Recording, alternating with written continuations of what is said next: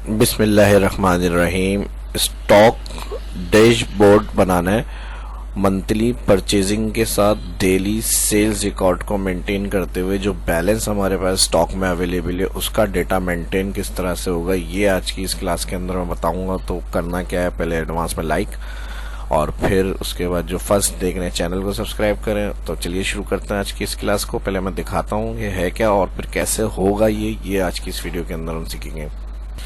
अब ये डैशबोर्ड इसलिए मैंने कहा स्टॉक के यहाँ पर हमारे पास जो अवेलेबल होगा वो स्टॉक और जितना सेल्स होने के बाद हमारे पास बचा है वो यहाँ पर बैलेंस क्वांटिटी आ रही है हमारे पास। अगर आप सेल क्वांटिटी भी चाह रहे हैं कि हमें पता चले तो उसका भी एक अलग फीचर इसमें बना सकते हैं हम, सेपरेट रॉ।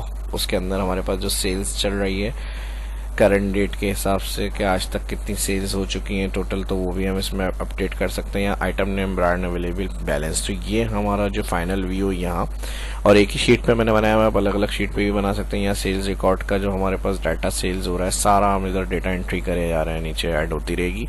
यहाँ हमारे पास अवेलेबल आता रहेगा जो बचा है।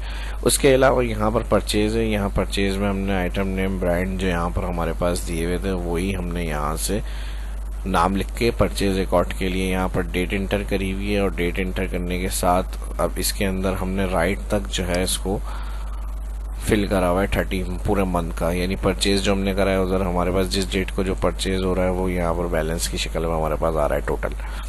तो ये काम हमारा किस तरह से होगा, अब जो परचेज हो रहा है वो यहाँ पर ऐड हो जाएगा। परचेज होने के बाद यहाँ पर हमारे पास जो सेल्स के बाद अमाउंट बच रहा है वो, और इसमें अब फॉर्मूले हमें देखना है कि हम कौन से यूज करेंगे। तो इसको अब मैं यहाँ से कॉपी कर लेता हूँ, मूव और कॉपी, क्रिएट अ कॉपी। अब शीट 2 ऐड हो गई। अब इधर जो फॉर्मूले हैं वो मैं क्लियर कर रहा हूँ। क्लियर करने के बाद फिर हम जीरो से इसको देखेंगे कैसे करना है ये सब काम। अब जहां जहां जिन जिन सेल में फॉर्मूले यूज किए थे वो मैंने क्लियर कर दिए। सबसे पहले इन्वेंट्री, ये हमारा मेन डेटा सेल्स रिकॉर्ड का है, यानी जिस दिन की या जिस पार्टी को हमने सेल किया है वो भी कॉलम हम ऐड कर सकते हैं। मैंने सिर्फ बेसिक बनाए हुए हैं यहाँ पे, और इसके अंदर हम एंट्री कर रहे हैं कि जो सेल हो रही है जल्दी जल्दी डेटा एंट्री कर रहे हैं। और इसके अंदर यहाँ पर हमने क्या करा, इतनी सेल हुई यूनिट प्राइस में हमारे पास इतने की है तो हमने मल्टीप्लाई करा दिया है इसको, क्वांटिटी एंटर, और इसको नीचे ड्रैग करेंगे तो यहाँ जो अवेलेबल होगी हमारे पास इन टोटल यानी अमाउंट उसका यहाँ पर हमारे पास आ जाएगा रिकॉर्ड। अब उसके बाद ये हमने बनाया हुआ है यूनिक नाम जो मैंने यहाँ पे रखे हुए हैं, इसको मैंने 1 जून से लेकर 30 तक ड्रैग करा। यहाँ 1 जून को हमने ये परचेज किया। अब इसके बाद जो डेट वाइज हमारी परचेजिंग होगी वो हम इधर ऐड करेंगे। अब बात आ जाती है यहाँ आइटम नेम और ब्रांड वही है जो यहाँ पर हमारे पास आइटम नेम ब्रांड, यहाँ मैंने कॉपी करके इसको पेस्ट ट्रांसपोज किया हुआ है। तो यहाँ से वर्टिकल से कॉपी करके पेस्ट हॉरिजॉन्टल में हो जाएगा ये डेटा।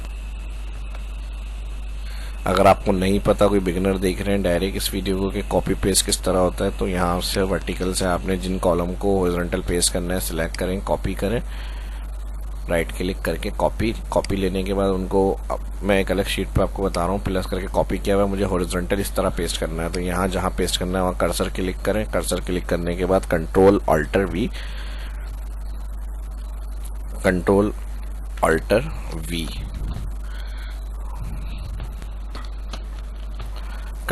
वी करेंगे, पेस्ट स्पेशल आता है, इसमें ट्रांसपोज ऑप्शन होते हैं, और ओके करेंगे तो जो डेटा आपने कॉपी किया था वर्टिकल वो हॉरिजॉन्टल इस तरह से आ जाएगा। ठीक है जी। तो अब यहाँ पर हमारे पास बात आ जाती है, ये मसला हल हो गया। जो हम एंट्री कर रहे हैं यहाँ पर उसका अवेलेबल यहाँ पर आता रहे कि इतनी अभी बची है, और जो बैलेंस है सेल होने के बाद जो हम यहाँ डेटा एंट्री कर रहे हैं तो जितनी भी है, जितना बड़ा भी डेटा होगा, जैसे हमारे पास 8 और 9 से डेटा एंट्री स्टार्ट है। अब डेटा एंट्री एक्सेल में क्योंकि डेटाबेस का सॉफ्टवेयर भी कहलाता है तो हम इसको जितना स्क्रॉल करते रहे नीचे ऐड एंट्री करते रहे, यहाँ पे 100 रिकॉर्ड 1000 10 लाख तक रो होती हैं इसके अंदर। तो हमारे पास जो है वो यहाँ पर अवेलेबल बैलेंस में आता रहा सेल्स को माइनस करने के बाद कि अभी परचेज के हिसाब से जो आपने सेल कर चुके हैं उसके बाद ये बचा है आपके पास, ताकि हमें रीऑर्डर करने में आसानी रहे। तो अब यहाँ तक की बात समझ में आ गई, आपको क्लियर हो गया सब कुछ, कंफ्यूजन हो रही है तो वो भी आप कमेंट में पूछ सकते हैं। अब बात आ जाती है अवेलेबल बैलेंस को किस तरह से देखना है। तो यहाँ पर हम यूज करेंगे सम इफ में होता है सम रेंज, अच्छा, एक चीज़ यहाँ पे हमने क्या करा है, सम फंक्शन को यूज़ करेंगे टोटल के लिए। इससे पहले मैं आपको सम का बता देता हूँ ताकि हमारे पास प्रॉब्लम नहीं आए इधर, क्योंकि हमें ये रेफरेंस सेलेक्ट करना है। तो हम यहाँ पे जो 30 मंथ का हमने परचेज रिकॉर्ड रखा है, इसको टोटल जहाँ कॉलम है उसमें सम फार्मूला लगेगा, इक्वल ब्रैकेट ओपन सम, और फर्स्ट रॉ के अंदर जो परचेज रिकॉर्ड करेंगे हम डेली डेट के हिसाब से उसको सिलेक्ट करेंगे और इसको कर देंगे ब्रैकेट क्लोज। यानी फर्स्ट रॉ का जो पूरा मंथ का रिकॉर्ड होगा वो सिलेक्ट करके एंटर, ये सम हो गया। अभी हमने और परचेज नहीं किया, जिस डेट को भी, जैसे हमने 100 परचेज किया 28 तारीख को, 700 स्टॉक ड्रैग कर लें इसको, तो सबका यहाँ पर हमारे पास सम आ जाएगा। जिस डेट की जो परचेजिंग होगी देखें उसमें एंट्री ऐड होती रहेगी हमारे पास, तो यहाँ पर हमारे पास टोटल में आ जाएगा। अब इस टोटल को हमें कॉल करना है अवेलेबल में, तो इसको किस तरह से उठाएंगे, सम इफ। अब डाटा हमारा यहाँ पर जो है वो वर्टिकल है और ये हॉरिजॉन्टल हमें राइट फिल करना है, तो इसके भी टेक्निक्स मैं बताऊंगा। सम इफ जिस तरह मैं फार्मूला बता रहा हूँ उसी स्टेप से आपको काम करना है और एब्सोल्यूट्स वगैरह करना है। अब यहाँ पे सम रेंज होती है नंबर वैल्यू, तो सम रेंज हमारी नंबर वैल्यू कहाँ है, टोटल वाला कॉलम। फर्स्ट सेल से एंड तक सेल सेलेक्ट करेंगे, ये हमारी नंबर वैल्यू कॉलम। अब इसको F4 करेंगे एब्सोल्यूट 1 टाइम, क्योंकि हमें इसको राइट फिल करना है, तो ये रेंज हमारी फिक्स रहेगी। कॉमा लगाएंगे, क्राइटेरिया रेंज 1। अब 2 क्राइटेरिया है, CPU है लेकिन ब्रांड HP का है। CPU और भी होंगे हमारे पास लेकिन कॉम्पैक्ट क्या है HP, तो इसके लिए हमें क्या करना है, अब अलग अलग है यानी क्राइटेरिया। तो सम रेंज के बाद क्राइटेरिया 1 में हम देंगे यहाँ पे brand column, all column brand select करने के बाद यहाँ देख ले कॉमा के बाद यहाँ पे हमने क्राइटेरिया रेंज 1 में ब्रांड कॉलम सेलेक्ट करा और इसको 1 करेंगे 1 टाइम F4, पूरी रेंज सेलेक्ट करके 1 टाइम F4। अब उसके बाद क्राइटेरिया रेंज 1 से आगे आएंगे तो कहेगा इस कॉलम का क्राइटेरिया क्या है, तो हमने कहा HP, इसमें HP ब्रांड को देखना है। तो ये वाला जो ऊपर हमने यहाँ ब्रांड के साथ सेल रखा है इसको सिंपल क्लिक करना है और फिर क्राइटेरिया रेंज 2 में हमें क्या चेक करवाना है, नेम कॉलम। तो नेम कॉलम को ऑल एंटायर सेलेक्ट करेंगे, इसको भी F4 करेंगे। F4 के बाद अब आ जाएगा यहाँ पे क्राइटेरिया आपका 2, तो क्राइटेरिया 2 इस कॉलम में CPU को देखना है। B2 ये HP और B1 जो है CPU, क्योंकि हम इसको राइट फिल करेंगे तो इसको एब्सोल्यूट नहीं किया। बाकी जो वर्टिकल से हमने कॉलम सेलेक्ट करे थे वो सारे हमने F4 एब्सोल्यूट करें। फार्मूला सम इफ से, ठीक है, ये 2 फार्मूला होता है, इफ और एस लगेगा, तो इफ हमने यूज किया, यहाँ पे कर देंगे ब्रैकेट को क्लोज एंटर। तो अभी अवेलेबल देखें हमारे पास कितना आ रहा है, 700। यहाँ पर चेक कर लेते हैं CPU HP फर्स्ट हमारा जो रिकॉर्ड है कितना है, 700। ठीक है जी, ये हमारे पास परचेज में भी है अवेलेबल। अब इसको हम राइट फिल करेंगे तो सबका हमारे पास रिकॉर्ड आना चाहिए। इसको ले जाएंगे हम एंड तक। अब सबसे लास्ट वैल्यू 650 अवेलेबल क्वांटिटी आ रही है हमारी, ये देख लें 650 अवेलेबल क्वांटिटी। अब इसमें मैं अगर 100 ऐड कर दूं 750, और अब यहाँ पर अगर हम चेक करेंगे तो यहाँ पे हमारे पास 750 की वैल्यू आ गई। अब बात आ जाती है बैलेंस। तो बैलेंस देखने के लिए हम क्या करेंगे, इस सेल के अंदर से माइनस करा देंगे और यहाँ पर माइनस के बाद लगा देंगे सम इफ्स। क्या सम इफ्स में सम रेंज होगी, सबसे पहले सम रेंज में हमारी क्या वैल्यू होगी, क्वांटिटी। अब क्वांटिटी क्योंकि हमारी जो है वो और भी एंट्री हो सकती है, तो हम यहाँ तक सिलेक्ट करेंगे, ये C9 से C28 लास्ट एंट्री, लेकिन बाद में भी डेटा एंट्री होगी तो उसका माइनस हमारे पास यहाँ आना चाहिए। तो हम क्या करेंगे, उसको control shift down, last raw तक जो है सिलेक्शन चली जाएगी कंट्रोल शिफ्ट डाउन से, 10 लाख तकरीबन रॉ। तो ये सम रेंज होगी, इसको F4 करना है 1 टाइम, फिर कॉमा, और उसके बाद आ जाएगा क्राइटेरिया। अब वही बात आ गई, क्राइटेरिया में ब्रांड हमारे पास और एंटर नेम अलग अलग है, तो हम क्या करेंगे, ब्रांड कॉलम पे आएंगे और ब्रांड कॉलम से जो है वो हेडिंग को छोड़ के, हेडिंग सेलेक्ट नहीं होगी, ठीक है जी।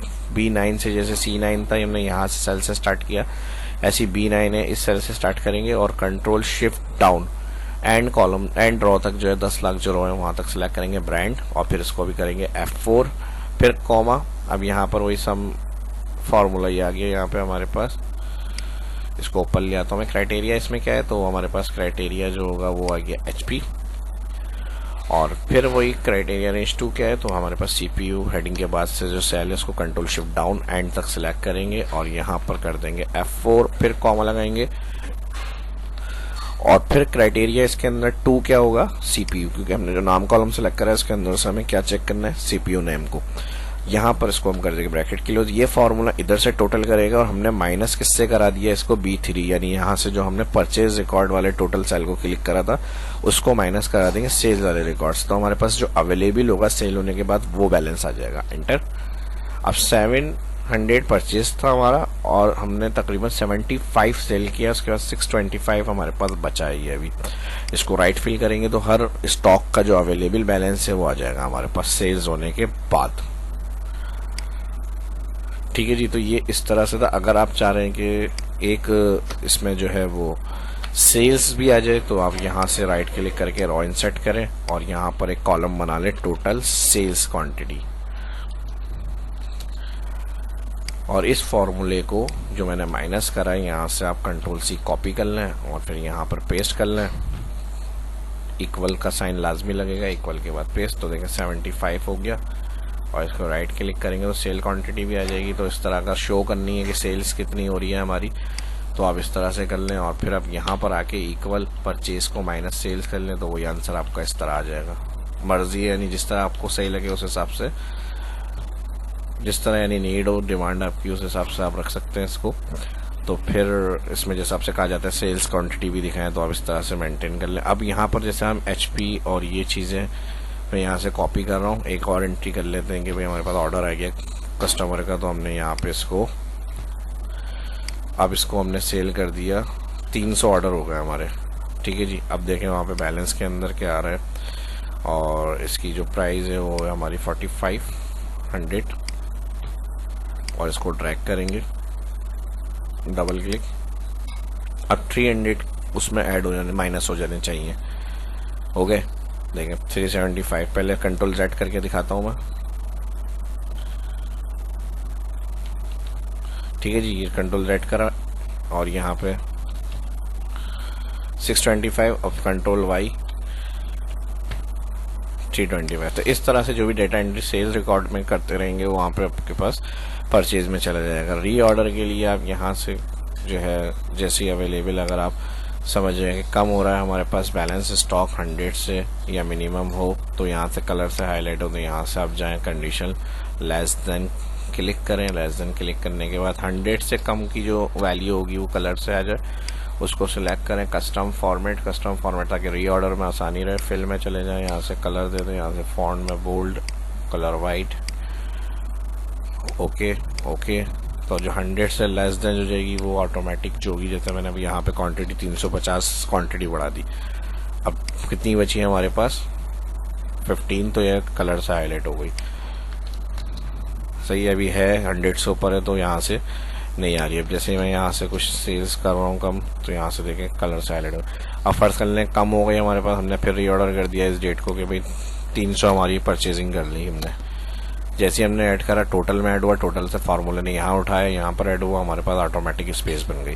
तो इस तरह से जो भी चीज़ अब यहाँ जैसे कीबोर्ड डेल के आ रहे हैं 20 क्वांटिटी है डेल कीबोर्ड की। अब यहाँ पर अगर हम डेल कीबोर्ड को 250 मैंने कर दिया सेल, 260 कर दिए मिसाल के तौर पर। ठीक है जी, देखें 90 रह गए तो अवेलेबल यहाँ पर खुद ब खुद कलर से वो हाईलाइट हो रहा है। जैसे ही हमारे कीबोर्ड डेल के हमने फिर ऑर्डर कर दिए कि भाई 250 परचेज करें 225, तो यहाँ से कलर अनसेलेक्ट।